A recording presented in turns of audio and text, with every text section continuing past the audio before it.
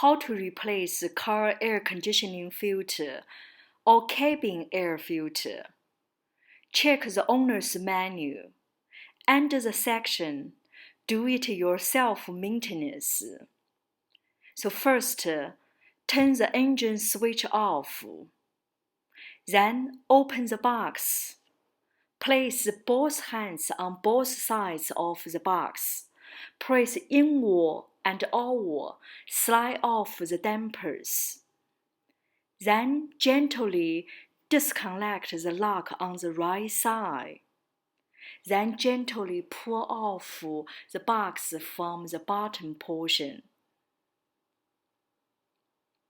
Remove the cover here.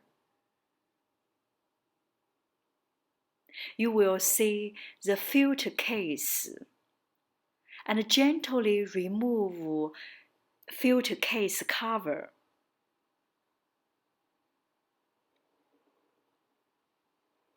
And remove the case and replace a brand new filter. There are marks on one side of the filter, and follow the direction. Put the brand new filter into the case. And insert the case back into the car. Gently slide in the case cover, and you can hear click sound. Make sure it's fully locked.